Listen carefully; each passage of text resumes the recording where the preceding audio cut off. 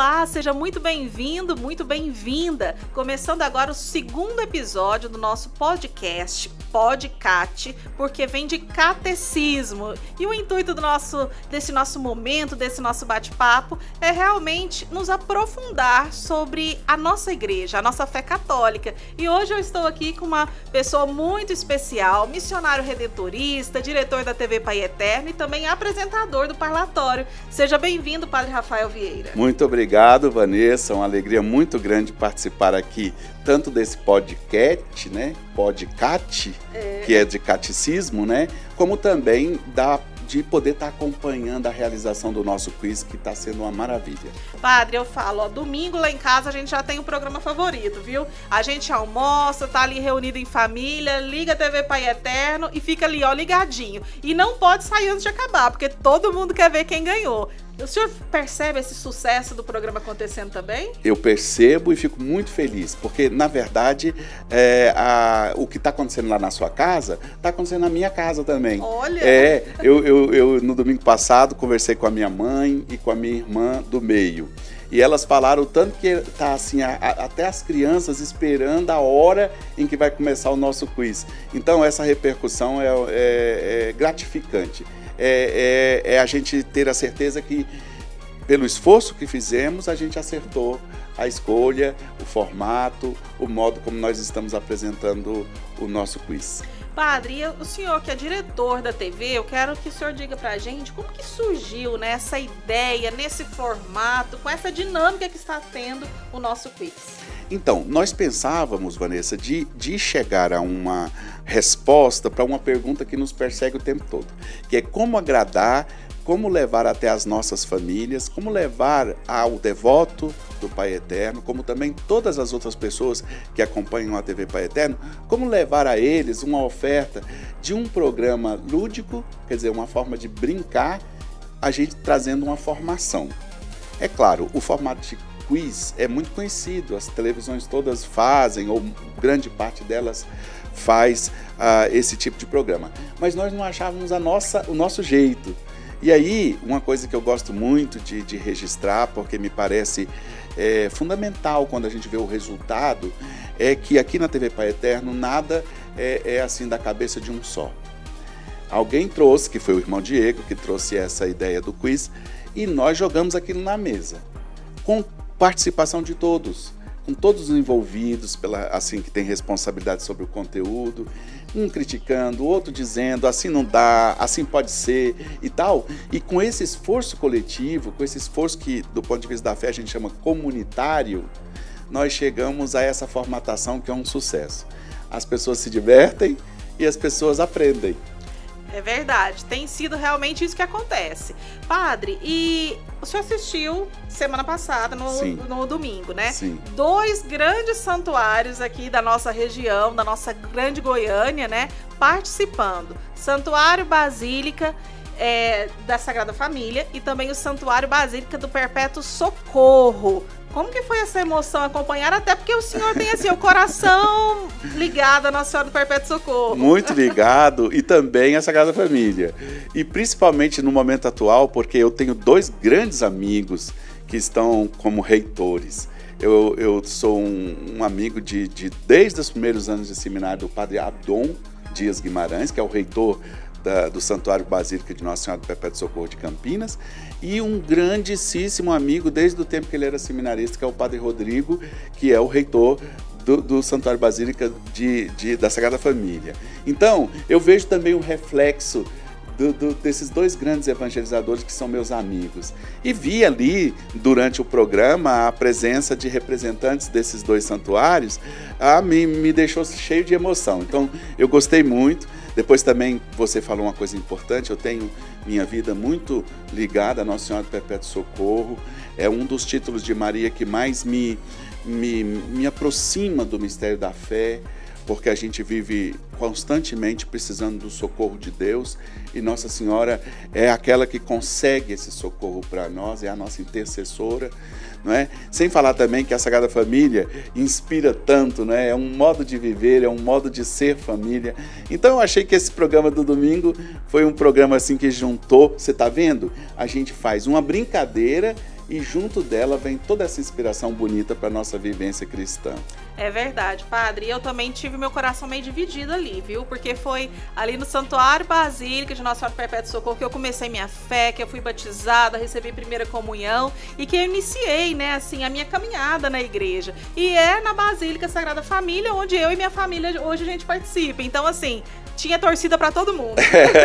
A gente ficou todo mundo ia ganhar. Todo mundo ganhou, na verdade, né, padre? Isso. Vamos começar então, padre, com a primeira pergunta. Uma das perguntas do nível fácil que aconteceu foi a respeito do sacramento, da unção dos enfermos. Foi perguntado quem pode administrar esse sacramento. E, infelizmente, os competidores ali na hora, eles erraram. Eles falaram que somente o padre. A resposta certa que apareceu lá no telão para todo mundo era o padre e o bispo. Explica pra gente, padre, o bispo é padre, ele pode celebrar também a unção dos enfermos, como que é isso? Basta a gente lembrar um pouquinho o caminho feito pelo sacramento da ordem. Ninguém fica bispo, ninguém é ordenado bispo, ninguém é consagrado bispo sem ser presbítero, sem ser padre. Quer dizer, uma coisa é condição para outra. Isso significa, obviamente, que o bispo, mesmo sendo consagrado num segundo grau lá da ordem, ele tem o primeiro grau da ordem, né? Eu gosto muito, por exemplo, o Papa Francisco, de vez em quando, fala assim como aquele pároco da gente, né? Um tempo que eu fiquei em Roma e acompanhei aquelas primeiras, lá de 2013, no primeiro ano do pontificado dele, e que ele dava aquelas audiências públicas, no domingo, e a gente falava assim, isso aqui é a mesma coisa da gente estar na nossa comunidade escutando nosso pároco. Porque ele falava das coisas mais simples do dia a dia, de ir para a missa, de participar da comunidade, de ler a Bíblia, quer dizer, era o nosso pároco, e eu estava vendo o Papa, né? Então, os bispos são padres, então é óbvio. Ali, talvez, por conta do quiz, o quiz também faz isso. Ele tem algumas, vamos dizer assim, pegadinhas, Sim. não é? Porque, na verdade, a resposta somente o padre está certa, mas era preciso lembrar que os bispos são também, né, sacerdotes. Então, era preciso que essa resposta fosse dada. Então, isso também é uma particularidade do jogo, da brincadeira, não é? Então, a gente precisa, além da resposta certa, que é o sacerdote que ministra o sacramento da unção dos enfermos, lembrar que o bispo também ministra, porque senão vai falar, o bispo não. E aí entra isso que você falou, que é muito importante a gente ter noção dos graus do sacramento da ordem. Então, o primeiro, nós temos o sacerdócio, o presbiterato, e depois o bispo, que é um outro grau, né, desse sacramento. Padre, ainda sobre a unção dos enfermos, quem pode receber esse sacramento e em que situação, quando pode receber? Para isso, talvez, Vanessa, nós devêssemos nos lembrar, e aí é certamente quem está ouvindo a gente, vendo, e também quem participa do quiz, nós precisamos nos lembrar um pouquinho da nossa história. A nossa história recente, a nossa tradição recente na Igreja Católica, ela tem umas marcas que elas são difíceis de serem, vamos dizer assim, reorganizadas. Qual marca que está muito vinculada ao sacramento da unção dos enfermos? É a extrema unção. Há um certo tempo atrás, e não faz muito tempo, coisa de, sei lá, antes do concílio, 50 anos atrás, 60 anos atrás, as pessoas só convidavam o sacerdote para dar a unção dos enfermos quando estava assim, achando que a pessoa estava se despedindo. E aí chamava extrema unção. Isso criou, de alguma forma, um certo medo da unção, porque ela meio que despachando a pessoa, sabe? Sim. E aí também as próprias famílias ficavam muito inseguras sobre a hora de chamar, porque eles achavam que precisava chamar só no fim mesmo. E aí, quando uma família chamava o padre, parece que todo mundo estava já preparado porque aquela pessoa ia morrer. Eu acho que é muito importante a gente lembrar disso. Quer dizer, essa marca que a gente traz da extrema unção, ela precisa ser devagarinho, assim, polida, né? E a gente entender que a unção dos enfermos não é somente uma extrema-unção. Ela pode ser uma extrema-unção. Quer dizer, ela pode ser a última coisa que uma pessoa vai receber, o último sacramento, que é um dos 7 sacramentos. Sim. Quer dizer, o último sacramento que a pessoa vai receber. Pode ser. Mas, depois do concílio, tomou-se uma consciência nova sobre esse sacramento, que é uma força para todo mundo que está doente. Então, não precisa ser uma doença grave, não precisa estar à beira da morte. A pessoa estando doente, tendo a possibilidade de receber esse sacramento, e o padre tendo disponibilidade, porque também nós não podemos nos esquecer, uma coisa liga a outra. Eu sempre aproveito para fazer promoção vocacional, né? Uhum. Porque nas nossas comunidades tem muita gente que reclama de não ter um padre para atender, mas não é esse tanto de gente que reza pelas vocações, não. Então, reclama de não ter padre, mas também não ajuda no encaminhamento dos jovens para também abraçarem essa missão do sacerdócio. Então, quando a pessoa pode, quando temos um sacerdote, não precisa também fazer disso uma superstição, de ficar chamando. Eu já tive oportunidade de acompanhar pessoas que queriam receber a unção dos enfermos quase todo dia, quase toda hora. Isso aí, de fato, banaliza o sacramento. Não é para isso. Mas, respondendo a sua pergunta, quando a pessoa está doente e quando temos a disponibilidade de um sacerdote para ministrar esse sacramento, está ok. Não precisa ser no finalzinho, pode também ser. Não precisa ser a extrema unção, mas pode também ser. Mas é a unção para ajudar as pessoas a caminhar para a cura. Nossa, padre, com uma pergunta do nível mais fácil, a gente tirou tantas dúvidas, né? Quando, como, quem é que pode, né, celebrar este sacramento? E também uma dica do senhor aí, precisamos rezar pelas vocações, que é algo muito importante para a nossa igreja. Bom, padre, vamos passar para esse segundo nível, o nosso nível intermediário. E agora é o seguinte, a pergunta foi, em que ano o Papa Pio XII proclamou o dogma da Assunção de Maria? A resposta foi no ano de 1950. Existem algumas dúvidas que alguns católicos, que nós trazemos, padre, assim, que não conseguimos explicar ou não temos certeza, né, a nossa certeza de fé. Maria, ela morreu, ela teve uma morte corporal, como todos nós vamos ter. O que significa essa assunção de Maria aos céus? Então, nós precisamos, talvez, partir do que você falou no início. O dogma, quer dizer, a declaração oficial do dogma de 1950 do Papa Pio XII, não responde essa pergunta sua. Porque lá só está dito o seguinte, está lá nas palavras da declaração solene do dogma. Maria foi assunta em corpo e alma à glória dos céus, à glória celeste. É isso que está no dogma. Então, querer partir, quer dizer, a gente partindo do dogma, nós já não temos esse tipo de resposta. Agora, se formos pesquisar a tradição da igreja, porque o dogma também é muito bem elaborado, tem gente que pensa que o dogma é um parágrafo. Não, ele é um documento, é uma constituição apostólica, e que tem todo o histórico porque se chegou à declaração do dogma da Assunção. Tem lá os testemunhos dos santos padres, tem lá os fundamentos da Escritura, tem lá a tradição da celebração da Assunção de Nossa Senhora, muito remota, desde os primórdios da Igreja. Então, o dogma, na verdade, está alicerçado por toda uma leitura da vida da Igreja. Então, se você voltar lá no preâmbulo do dogma, a gente vai entender que é um ponto de fé que precisava ser, vamos dizer assim, formal. Porque durante esse tempo todo, até 1950, não era um dogma, quer dizer, não era uma declaração solene, formal e de doutrina, né? A partir daí, ficou sendo. Mas o modo, como você falou, mais assim, Nossa Senhora morreu como todo mundo, pela tradição, por tudo isso que eu estou falando, pelos fundamentos, a resposta, assim, possível é não. Há uma tradição, por exemplo, muito bonita, em Jerusalém, tem uma igreja que se chama Igreja da Dormição. Ah, já ouvi falar. Então, e se você vai visitar essa igreja, você encontra uma possível resposta para a sua pergunta. Nossa Senhora dormiu e foi levada de corpo e alma para o céu.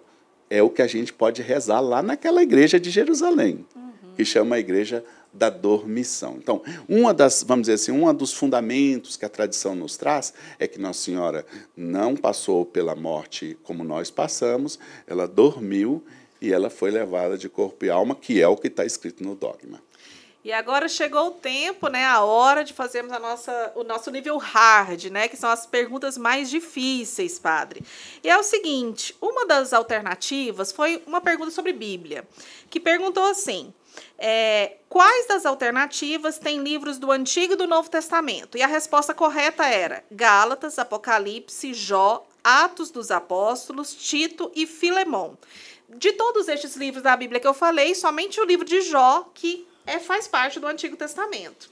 E a nossa dúvida, padre, hoje é: Jó existiu? Quem foi Jó? E qual que é a contribuição de Jó para a nossa vida, aproveitando que a gente está aí em setembro, mês da Bíblia?